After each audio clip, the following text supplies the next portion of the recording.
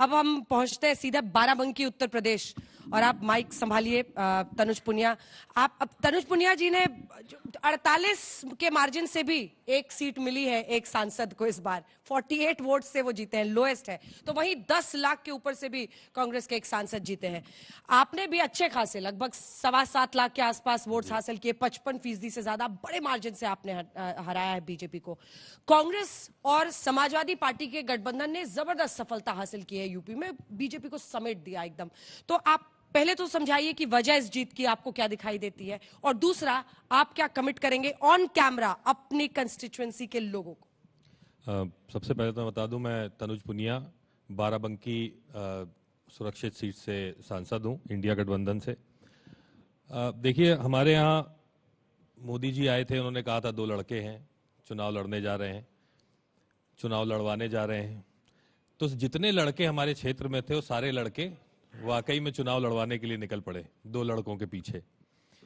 जितने हमारे युवा भाई थे, बहनें थीं, सबने इस बार निस्वार्थ होकर के और लोगों को निकाला है अपने घरों से, वोट डलवाया है।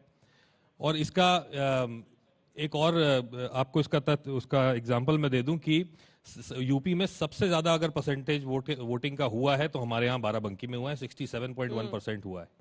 तो ये बताता है कि किस तरह से हमारे जितने भाई थे, उस जितनी बहनें थी, वो निकल के लोगों को घर से पकड़ के निकाल के वोट डलवा के आए। तो ये हमारे बगल में है, वहां 55%, 56%, 60% तक हुआ है, लेकिन हम लोग का बहुत ज्यादा हुआ है। तो जो लड़के कह रहे थे, जितना युवा था हमारा, उस सब हमारे साथ निकला बाराबंकी में, सबने चुनाव लड़वाया। हम चुनाव लड़े नहीं है इस बार, बहुत मतलब जिस तरह से मैं पहले भी चुनाव लड़ता हूँ उस समय लड़ता था, इस बार लड़ना नहीं हुआ, बस जाता था गांव में।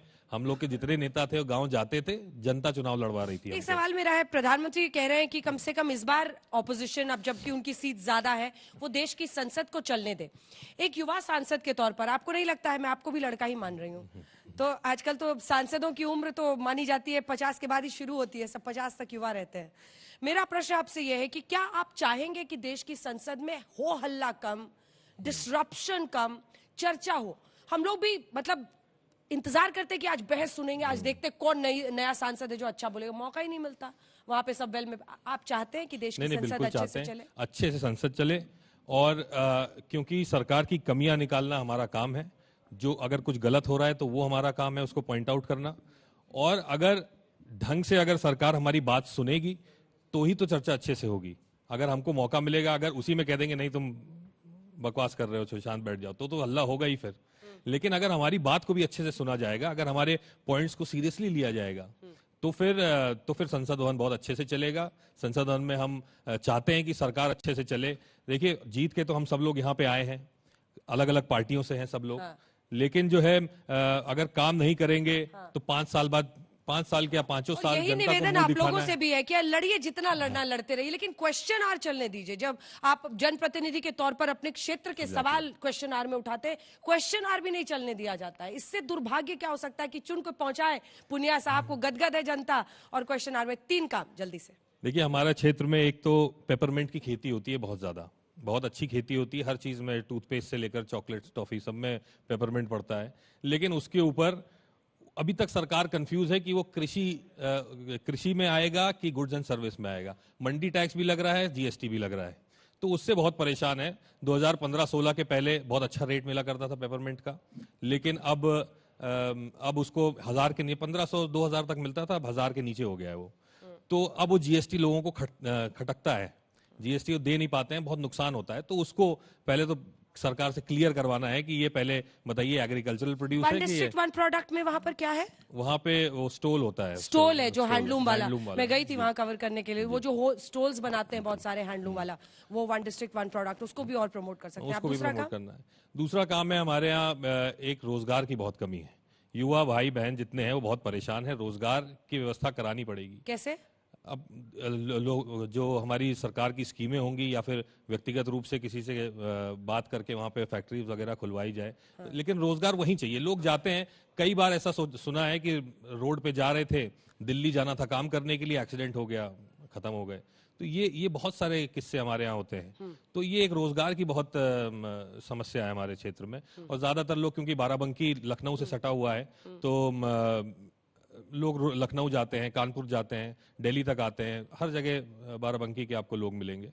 वो सब रोजगार के सिलसिले में जाते हैं, तो एक रोजगार भी बहुत बड़ा मुद्दा है। ठीक है, हमारे तो चलिए युवा चेहरे की तो यहाँ पर बात हो गई है। अब जरा बात महिलाओं की कर लेते हैं, क्योंकि चुनाव के दरमियान लगातार युवाओं को अपने पाले में करने के लिए और महिलाओं को पाले में करने के लिए इंडिया और एनडीए दोनों में जबरदस्त तरीके से घमासान चढ़ा। हमारे साथ मध्य प्रदेश की सांसद मौजूद है। चूंकि पूरी सीटें चली गई हैं बीजेपी के खाते में, तो बताने की जरूरत नहीं है। मैं चाहूंगी सबसे पहले आप अपना परिचय दें, किन मुद्दों पर जीत कर आए और 3 बड़े मुद्दे क्या हैं जो सांसद बनने के बाद सबसे पहले आपकी प्राथमिकता होगी कि उसको पूरा किया जाए।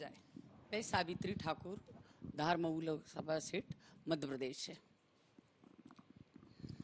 हमारे मुद्दे हमारे क्षेत्र के, जो मेरा धार जिला है, ट्राइबल जिला है, और वहाँ पर रेल का है कि हम आज तेज गति से काम चल रहा है पर जल्दी से आ जाए। दूसरा, हम स्वास्थ्य और शिक्षा को लेके चल रहे हैं, क्योंकि आदिवासी ट्राइबल जिला बड़ा है।